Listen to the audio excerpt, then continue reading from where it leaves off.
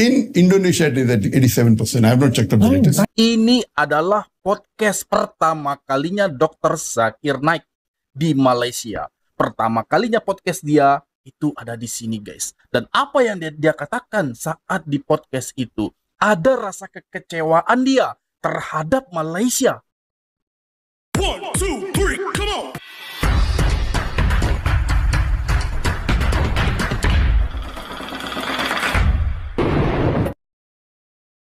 Assalamualaikum warahmatullahi wabarakatuh. Halo guys, teman-teman semua di sana. Berjumpa lagi hari ini masih bersama saya di sini dengan segala bentuk doa yang baik-baik untuk kita semua, semoga dalam keadaan sehat. Apalagi di momen yang berbahagia ini, masih lagi di Idul Adha. Nah guys, sudah Anda tonton kan? Sudah Anda lihat video saya sebelum ini, bagaimana keadaan di kampung saya, bagaimana situasinya, bagaimana keadaan sholat Aid, dan juga pemotongan prosesi pemotongan hewan kurban. Sudah Anda lihat kan guys, sudah Anda saksikan. Apakah sama dengan keadaan yang ada di tempat Anda? Silakan komentar di bawah guys, karena saya selalu menantikan dan melihat komentar-komentar dari Anda semua. Oke, di sini ada lagi video terbaru ya, yang sangat unik dan menarik dan mengejutkan yang akan kita reaksi bersama dari tahun 2016 hingga detik ini guys. Beliau masih ada di Malaysia, yaitu adalah Dr. Zakir Naik.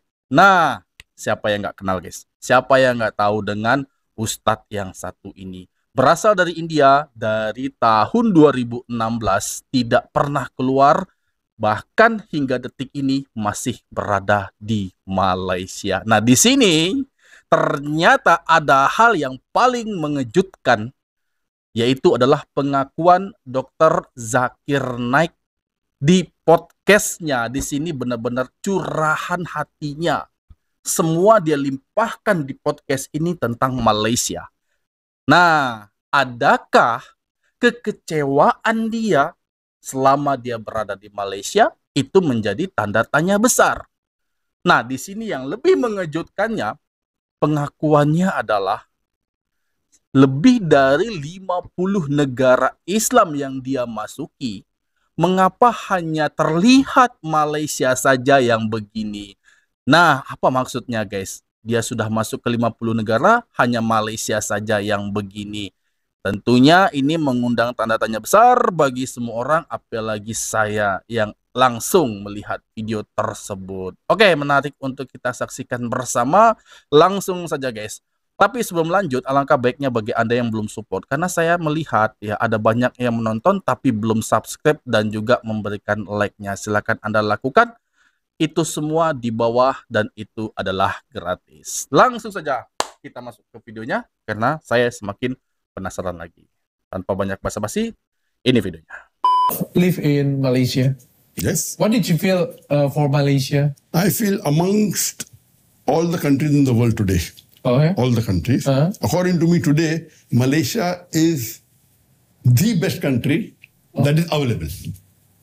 Not 100% ideal. Huh? Compared to your own country, India or Mumbai? Yes.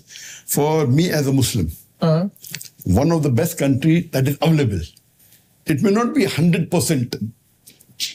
but amongst all the countries, every country has certain pros and cons. Amongst all the countries, according to me, the best country to live for a Muslim today. Why? I mean, there are many reasons. Many reasons. Number one, that you should understand that most of the Muslim countries, they're controlled by non-Muslim countries. Most of the Muslim countries. There are very few countries in the world which are not controlled by non-Muslim countries, unfortunately. So Malaysia is one of the countries which is not controlled by Muslim countries, number one. But number two, of course, that in Malaysia, Islam is the federal religion. Islam federal. In Malaysia, approximately 63% of the population are Muslims. Okay, correct? In other countries, the population is 80% Muslim, 90% Muslim. Yes, yet the constitution is secular. And you know the country's name. I don't want to name that. So, all the countries in which Muslims are majority, more than 80%, they aren't Islamic countries. By constitution, they're secular countries. Many countries. Some countries are Islamic. Many countries like Bangladesh, like Indonesia, Okay, they are yeah, not yeah, yeah. by constitution Islamic country based on the Sharia. Oh. Yeah, some countries are. Okay. So in Indonesia, though the population is not more than 80%, it's 62%, 63%. But population of the Muslims. No. In Malaysia. In Malaysia, the population of the Muslims is about 63%. Oh, yeah. Out of 100. In Indonesia, it is at 87%. I have not checked up the latest. 90. Maybe 90. 95. Until 95. If I'm not mistaken. No, it's not 95 for sure. It's not. Anyway, if you want, I can Google and check. I'll tell you. It cannot be 95. Impossible. But the largest Muslim in this world is Indonesia, right? I'll tell you the latest because I checked up long back. Go kling dulu ya. 86%. I told you 87. Huh? I told you 87. 87. No, wait. I told you because I checked up, it was 87% when I came last in Indonesia in 2017. 87. Oh, 87. So you are wrong. So I know more than you about Indonesia. Correct? I'm sorry. 87%. Forgive me. 87% of 87. Muslims. Okay. 87. But it's the largest. So let me finish. We are talking about percentage, Okay. not talking about largest. In terms of number of Muslims in the world, theoretically or in statistics, Indonesia is number one. But practically, I feel India is more. Indian government claims that there are 14.3% Muslims, about 211 million Muslims. According to me, it may be about 270 million. So according to me, practically the country which has maximum number of Muslims in the world is India. But theoretically, it comes number 3. Indonesia, maybe total population is maybe 260, 70 million, of it maybe 240 or 250 million, exact close to it, will be Muslims. Then comes Pakistan, about 220 million Muslims. Then comes India, 211 Muslims officially. But unofficially, I feel that the Muslims in India, they are minority. Government says 14.3%. I claim they'll be somewhere close to 20%. Correct? Some people say more. So according to me, the country which has the maximum number of Muslims is India. Then would be Indonesia, then would be Pakistan. But even if you agree, in terms of percentage, there are Muslim countries which have got 100%. So in terms of percentage, number one is Maldives, 100% Muslim. 100% Sunni Muslim. Okay. Maximum. But in terms of numbers, it's very small. Very few population. So coming back to it, so most of the countries that are more than 80% Muslims, they are not based on the Quran Sunnah. They're called a secular country. Same thing with Bangladesh. When Bangladesh is close to 87% Muslims, it's a secular country. So coming back to Malaysia, though it is not a vast majority, it's a majority. It's not a vast majority, means more than two-thirds, more than three-fourths, sorry. So Malaysia is 63% Muslim, but Islam is a federal religion.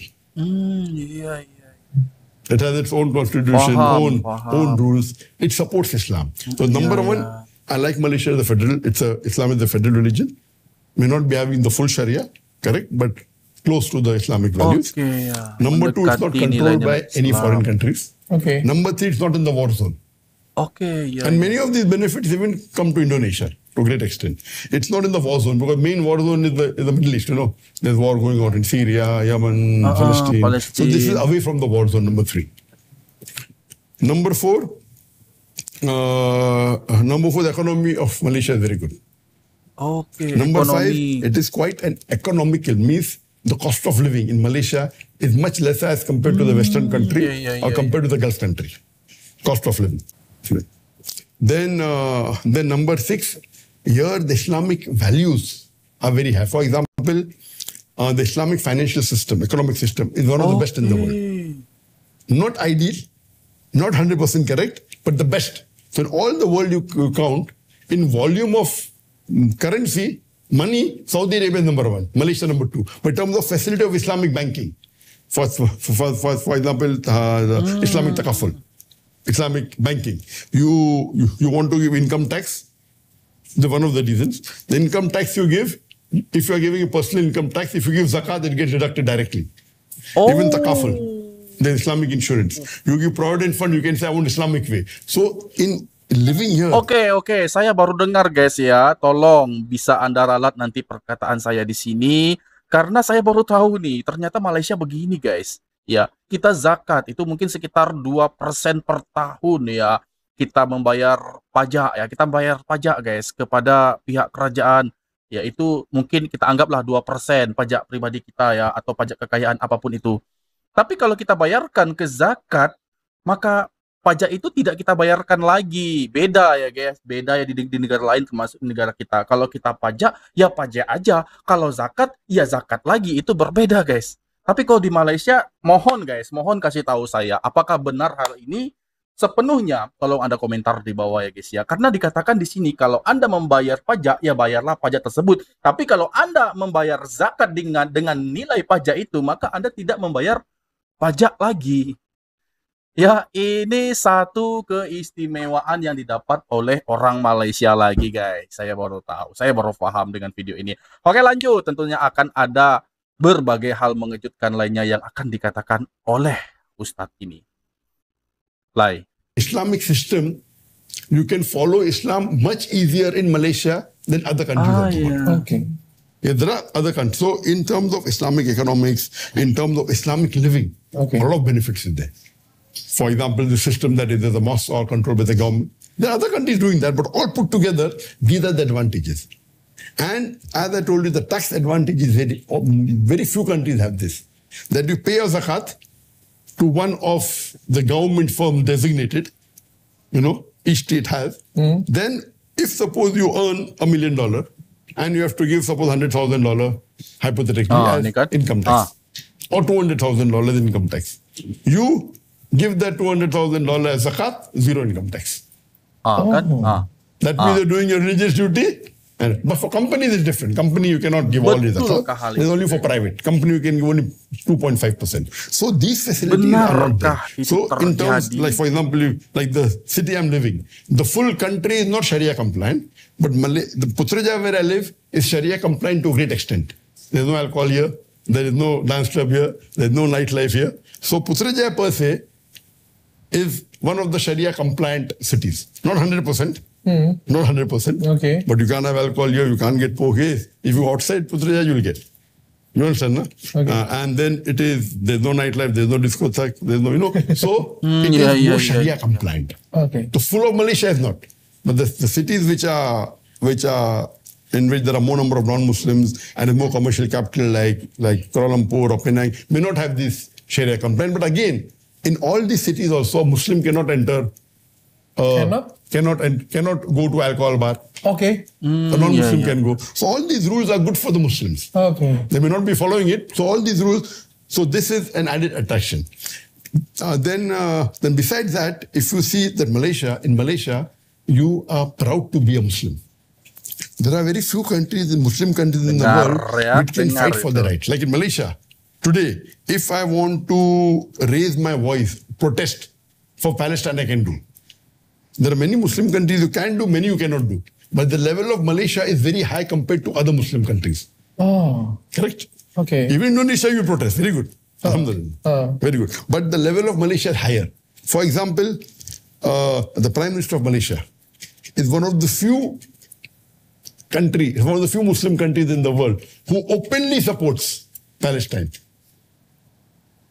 You understand? And he openly supports even Hamas, the political wing, saying that they are resistance fighters. They are not terrorists. Which Muslim country does that openly? Very few may be doing, but to the level which the Prime Minister of Malaysia, Anwar Ibrahim, goes out and supports for Palestine cause. Even under pressure of the foreign countries, even under the pressure of America, he doesn't buckle. So in Malaysia, we can protest freely as a Muslim without being afraid. In many of the countries, I don't want to name, most of the Muslim countries, you cannot protest even in favor of Palestine. Do you know that? I don't want to name, I don't want to get political now. So Malaysia, you're proud to be a Muslim. In Malaysia, you are proud you can practice your deen. That's the reason I've traveled to so many countries in the world. More than 50 countries, to many of the Muslim countries. That's the reason when I did hijrah from India in 2016, I chose Malaysia as the best destination. So therefore I say that Malaysia is one of the best countries for a Muslim to settle seeing all the pros and cons. It's not 100% perfect, but amongst the available countries in the world, the more than 200 countries that are there, This is the best one. it is the best according to me. Okay. And I can give a lecture on that, which I don't intend doing now. Dan sudah kita saksikan video ini guys, bersama-sama. Dan kita lihat, ini adalah podcast pertama kalinya Dr. Zakir Naik di Malaysia. Pertama kalinya podcast dia itu ada di sini guys. Dan apa yang dia katakan saat di podcast itu, ada rasa kekecewaan dia terhadap Malaysia. Ternyata tidak guys. Seperti apa yang saya duga. Tidak sedikit pun dia katakan hal itu. Karena ini bukan hanya puji-memuji saja. Melainkan ini adalah satu kenyataan. Dia katakan bahwa Malaysia menjadi satu dari banyak negara Islam yang ada di muka bumi yang paling dia suka. Makanya dia tidak berpindah ke negara-negara lainnya. Bisa saja setelah dari Singapura, setelah dari Malaysia, dia ke Indonesia. Tapi dia tidak melakukannya guys. Dari tahun 2016 hingga detik ini, dia masih tetap stay di Malaysia. Berarti, benar apa yang dia kata. Saya tidak perlu menjabarkan. Karena kejujuran itu sudah datang dari lidah seorang ustadz ini guys. Ya. Yang mana kita sudah mengetahui tutur kata bahasa seorang ustadz maknanya apa? Itu adalah sebuah kejujuran yang datang dari dasar lubuk hati yang paling dalam. Nah guys, kita lihat ada beberapa hal yang dia katakan dia suka sekali dengan Malaysia. Terutama Malaysia itu tidak dikendalikan oleh negara-negara non-muslim. Nah ini dia yang katakan guys. Ya, dia sudah tahu bagaimana keadaan Malaysia tidak dikendalikan oleh negara-negara non-muslim. Dan juga bagaimana perbankan syariah Malaysia itu sudah sangat-sangat tidak perlu diragukan lagi. Ya, ternyata selain turis-turis non-muslim, turis orang-orang Islam pun sangat suka ada di Malaysia dengan kedamaiannya, ya, mendengar azannya, ya, dengan kenyamanan keadaan yang saling toleransi saat berada di sana. Ya, tidak seperti di negaranya, guys. Dan juga mungkin dia juga menyebut Indonesia di sini. Malaysia adalah Islam yang federal karena Malaysia mayoriti Islam, Islamlah yang mengendalikan negara dengan hukum Islam yang ada di Malaysia dan itu diterapkan di dalam pentakbiran Malaysia. Dan juga dia di sini menyinggung tentang ekonomi Islam Malaysia. Ya, lagi-lagi guys. Ya, ini pengakuan yang bukan dari orang Malaysia sendiri, melainkan orang luar yang berkata jujur tentang Malaysia. Kebaikan dan kebaikan itu yang dia dapati. Dan dia berkata tentang ekonomi Islam Malaysia. Alangkah baiknya orang Islam itu memang tinggal di Malaysia. Dan berbahagialah orang Islam yang memang orang Malaysia tapi dia beragama Islam. Karena dia berada di tempat dan di jalan yang benar. Dan dia juga kagum. Dia sendiri mengatakan dia kagum dengan pemimpin Malaysia yang secara terang-terangan itu mendukung perjuangan Hamas Palestina untuk merdeka, untuk menjadi satu negara. Ya. Yang dimana di situ dia bukan hanya mensupport antara agama Islam, namun tentang sosial kemanusiaan. Dan juga dia mengatakan bahwa Malaysia itu damai. Tidak ada terlihat perang di sini. Bukan hanya perang antar negara, namun perang internal pun tidak terjadi. Karena dia anggap kapanpun dan dimanapun di Malaysia itu, keadaan selalu kondusif. Belum lagi ada polis di mana-mana yang selalu mengawal dan juga mengendalikan keamanan yang ada di sana. Nah, sudah sering saya bilang bahwa keadaan malam hari pun untuk kita berjalan bahkan sampai dini hari, pagi terbit matahari, itu tidak akan ada hal-hal yang terjadi, hal-hal yang ditakuti, hal-hal negatif yang menimpa kepada kita, itu tidak akan pernah terjadi. Guys, makanya banyak orang selain Dr. Zakir Naik ini, juga orang memimpikan untuk tinggal di Malaysia itu bagaimana caranya. Banyak orang menginginkan hal itu. Karena apa? Bukan karena hal-hal lain, karena memang Malaysia itu menawarkan satu keamanan dan kenyamanan yang sangat pasti.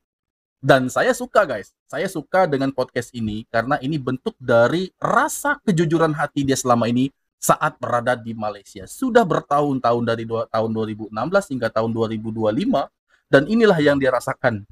Malaysia itu begini menurut dia dan dia tidak akan pernah keluar lagi dari negara tersebut. Udah terlanjur cinta. Ya. Oke, demikian tadi video aku. Semoga video ini bermanfaat bagi kita semua, dan aku mohon diri mohon maaf jika ada kesalahan kata, kesilapan kata kepada Anda, kesalahan sikap saya atas mereaksi video ini. Saya mohon maaf dan saya akhiri, wabillahi taufik wal hidayah. Wassalamualaikum warahmatullahi wabarakatuh.